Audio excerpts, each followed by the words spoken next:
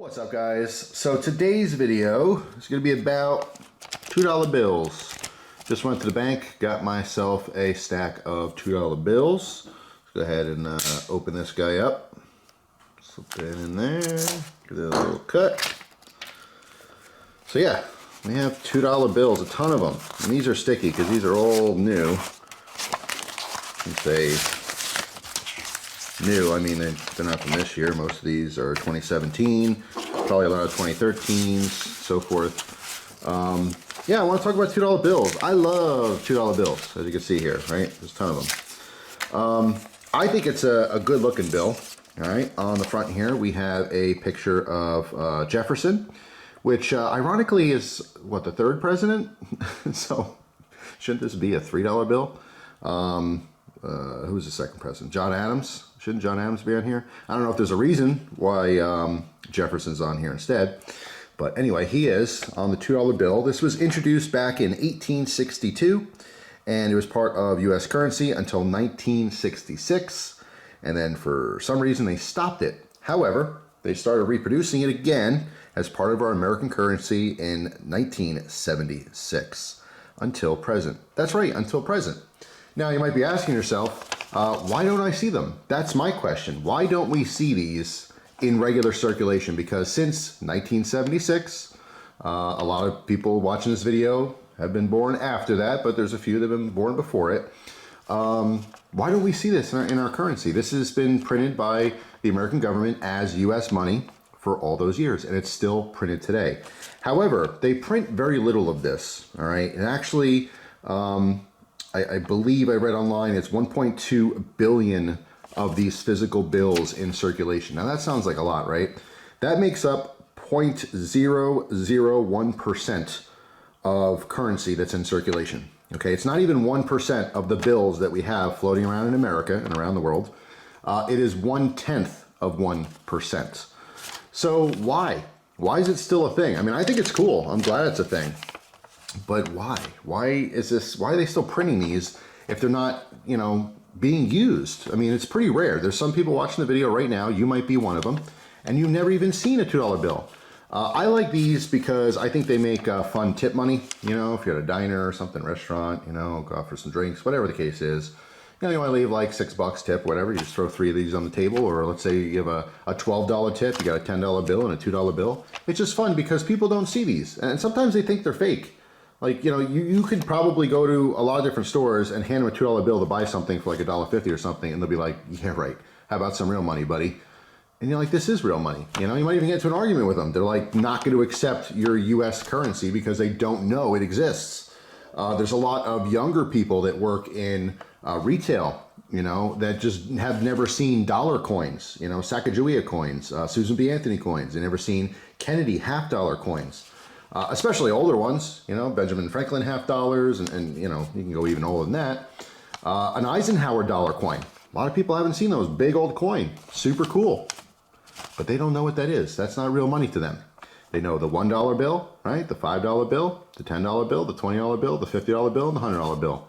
We used to have all kinds of money. You know, there was a $500 bill. There was a $1,000 bill. There was, I want to say there was a $3 and a $4 bill way back when. Of course, we'd never seen it. Anyone watching this video hasn't been alive when there was a $3 and $4 bill, but they existed, you know, in our history. But I just think it's really, really neat. On the back here, I think it's a really cool image. This is actually an engraving of an 1818 painting of the Declaration of Independence happening. So, very important part of our American history. I just like the design of the bill. But, you know, a lot of times this is seen as funny money. You know, people don't think this is real. This might as well be monopoly money. But this is very much real. I got this from my bank. Oftentimes, if you go to your bank in America, they might have a handful of these. They don't keep these on hand because, again, they are super rare. Not many people ask for them. Occasionally, some grandfather might give this to their grandson or granddaughter or something, or grandmother or whatever, and they think it's kind of cool to get it for birthday.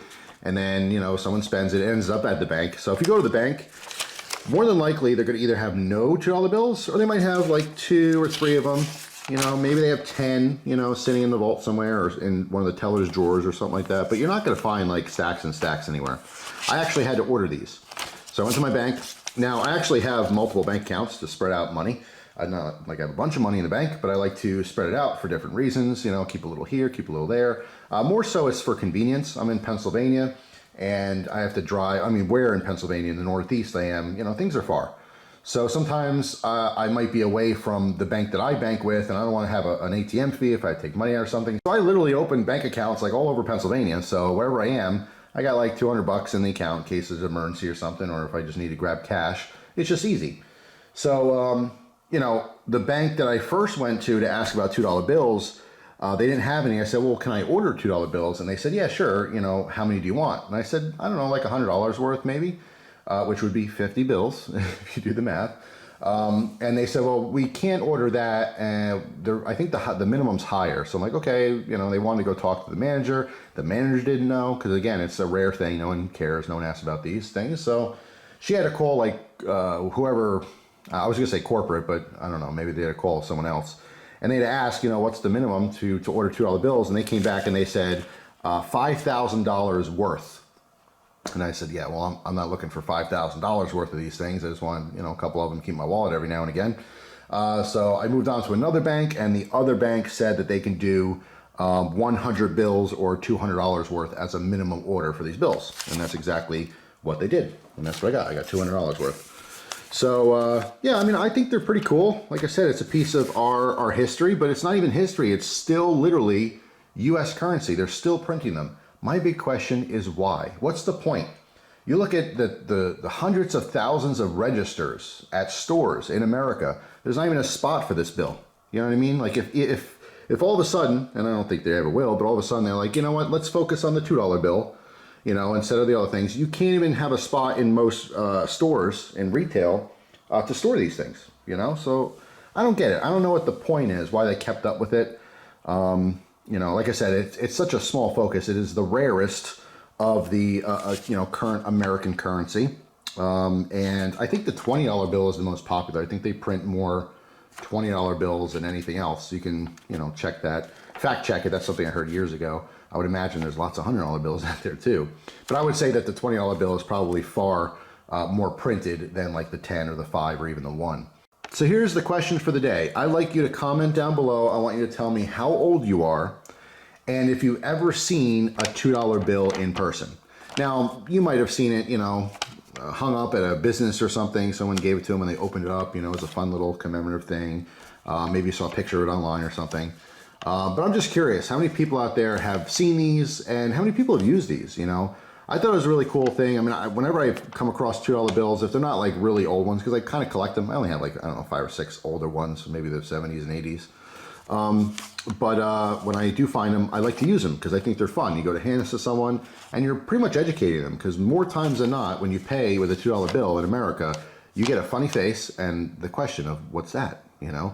Sometimes maybe they're quiet and they're like, okay, and they don't know what to do. They just stick it in the drawer where the hundreds go or something, you know? But sometimes they might literally be like, that's not real money. And, you know, you don't want to like cause any problems, but you're like, listen, you know, talk to your manager. Hopefully they're old enough to know that this is actually real. But yeah, isn't that strange? There's American money, real American money that you can go to the store and use and no one knows it's real. How weird is that? Why is this so rare in America? And if it, you know, if they don't have any plans on incorporating it in our society, why even have it? Why make these things? They should just stop making them. I'll be, you know, I think they're cool, but mostly because no one knows what they are. That's why they're fun and cool. So anyway, that's my my video here. Got the Hogue, which I love using around the house, since technically in Pennsylvania I'm not supposed to be carrying it. But you know, is what it is. So yeah, the $2 bill, just wanted to make a little video on this. I'm gonna go through and see if there's any cool serial numbers, because I like looking at all bills, doesn't matter what it is. If you find a serial number that's super low, or if you find star notes or anything like that. So, you know, I'll just do a little treasure hunt here. If there's nothing special, no big deal. I'll set these aside. I'll keep 4 or 5 of these in my wallet, and when I use them, I'll replenish them. They're just fun money, but it is in fact real money. And that's kind of the point of the video. I want to stress that it's real money. And believe me, some people just don't know that. There's actually a lot of people that just don't know that.